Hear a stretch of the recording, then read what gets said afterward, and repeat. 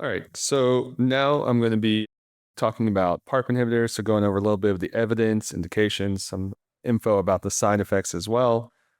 Disclosures are still the same, so nothing new there. We'll go into a little background, evidence, the side effects. I'll talk about my clinical practice and then some things coming up. So as Dr. Sadana had already kind of covered pretty well, there are clear indications for germline genetic testing in prostate cancer. So we know based on disease characteristics or family history, that's something that absolutely should be done across our patients.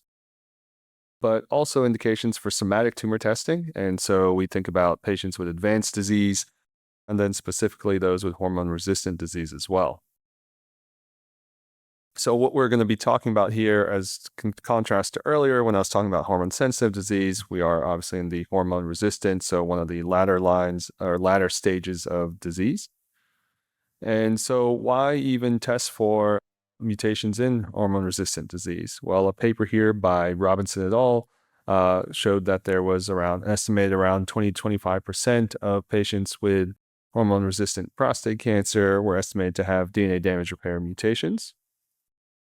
And so this was kind of how we got into this whole concept of PARP inhibition in prostate cancer. So the first study, and these are selected Kaplan-Meier curves from that study, is the PROfound study. So this basically took patients who were pre-treated, mCRPC patients, so they had progressed on a novel hormonal agent or ARPI. You can use NHA and ARPI interchangeably for the purpose of this talk. But patients who had progressed on that, and they randomized them to olaparib or treatment with another novel hormonal agent. These graphs right here are actually specifically in regards to the patients with BRCA1 and 2. So you can see there was a RPFS as well as OS benefit. There was a non-BRCA cohort that was in this study, although the benefit was not as robust.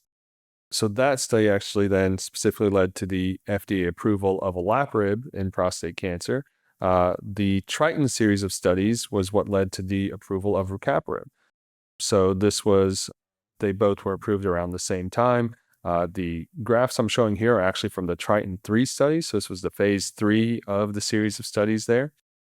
Patients here were those who had been progressed on a prior novel hormonal agent, as well as a chemotherapy. So that was actually in Triton 2, and this they allowed for kind of a mix of either.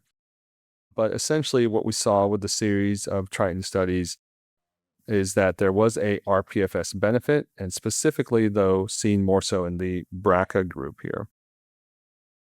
So both of these studies then led to the initial foray of PARP inhibitors in prostate cancer. So it should be noted that this is monotherapy, and these were patients who had been pre-treated, so not in the frontline setting for mCRPC. So now we'll get into the series of studies that most recently changed labels for PARP inhibitors, and these were all combination studies. So the first one is PROpel. So this study took patients who essentially had not been treated with abiraterone. So these are essentially frontline, first-line mCRPC patients, and randomized them to abiraterone plus olaparib or abi plus placebo. Primary endpoint here was RPFS. Importantly, it should be noted that the HRR mutational status was not assessed prospectively, but rather retrospectively. As far as baseline characteristics go, they're pretty balanced between the arms here, which should be noted as around 20% of patients on both arms had prior treatment with docetaxel in the hormone-sensitive setting. And then you can see around a third of the patients here had HRR mutations.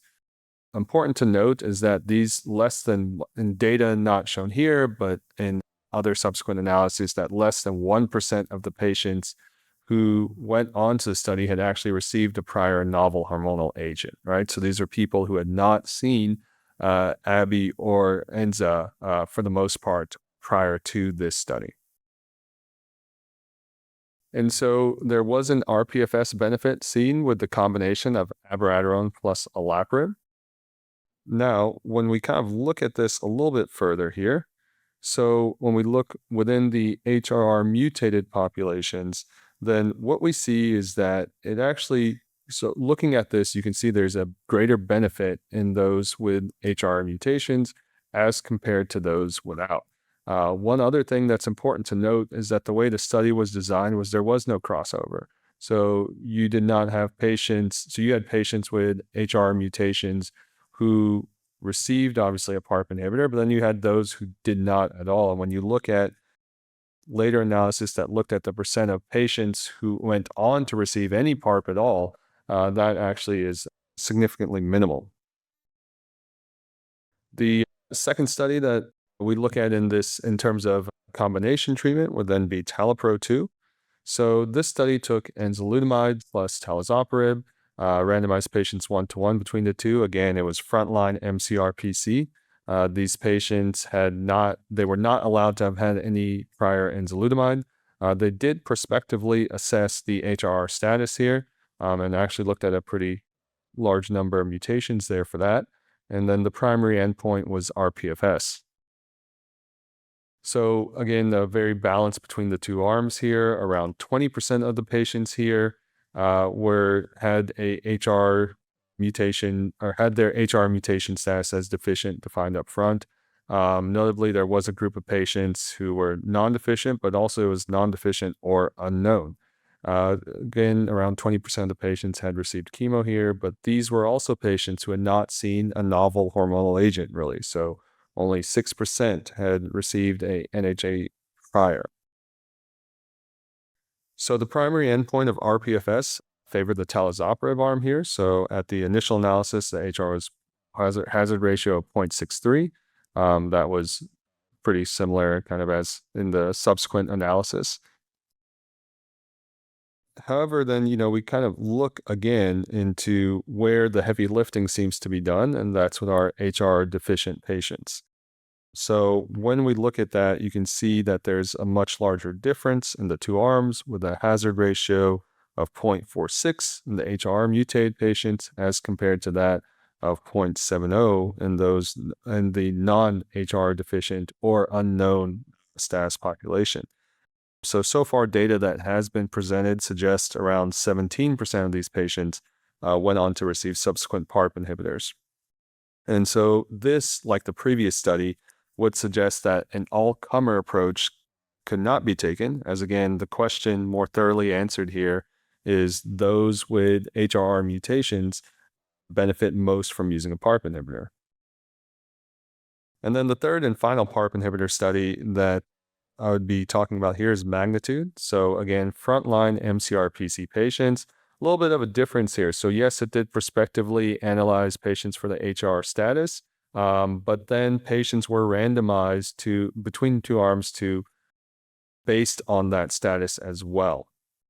So eventually though, the non-HRR mutated patient cohorts were closed due to futility. So there was no benefit seen there, and this study then proceeded with HR mutated patients only. Characteristics was pretty balanced, but the continued trend here of, again, patients who had not received any prior novel hormonal therapy. And so as this proceeded in HR mutated patients only, and then there was a stronger benefit seen here actually in the BRCA patients specifically. So this was where the RPFS actually more strongly favored this than in patients who did not have the BRCA mutations.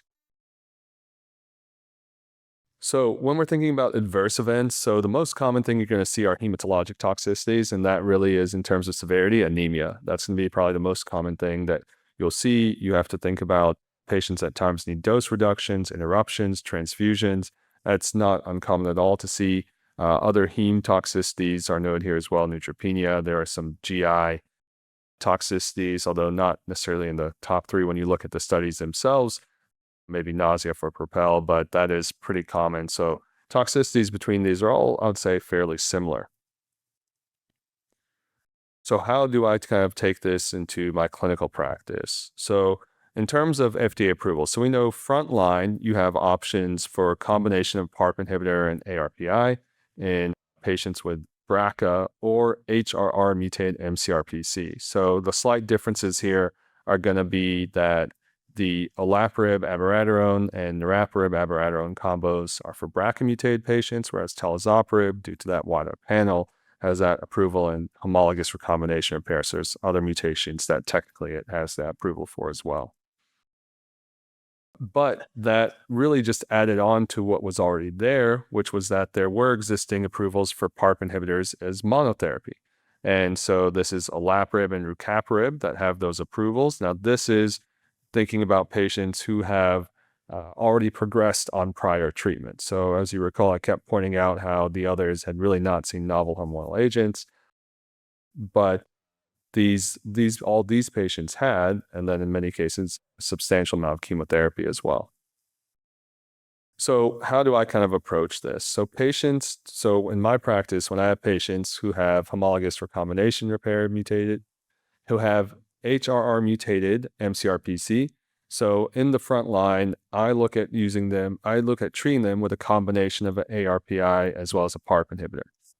Now you can still use PARP inhibitors as monotherapy, post-ARPI, post-taxane and MCRPC who have HR mutations, but I generally am going to reserve this more for patients who have some of the HR mutations that we don't really tend to see as great a response with. And, what comes to mind, for example, is like ATM, one where, across a lot of studies, it just doesn't seem to be as robust a response. So if I have a patient who has an ATM mutation, when I do somatic testing, then I'm probably not going to go to a PARP inhibitor up front.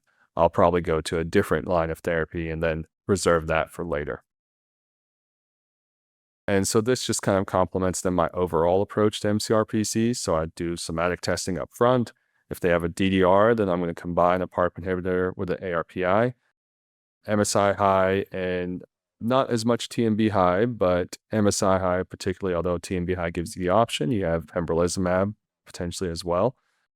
And then if there aren't really any mutations, then other than clinical trials, this is where you're thinking about docetaxel, lutetium, cabazitaxel. I should say that the arrow between docetaxel and lutetium in light of PSMA4 is more like a kind of a backslash at this point. So I really use docetaxel for situations in which that I feel the patients really need chemotherapy. We're talking heavy visceral disease or very particularly symptomatic from their metastatic disease. But lutetium is something that I consider now there as well. So coming up, you'll see, so as mentioned by Dr. Ross, so there's the Amplitude study that was presented at ASCO this past summer. These are hormone-sensitive patients. They were randomized to niraparib, abiraterone, or just abiraterone ADT. They were prospectively assessed for their mutational status, and the primary endpoint is RPFS. Well balanced between the groups, a high percentage of de novo patients, high percentage of high volume patients. So this is something that, is I think particularly important to note with these studies.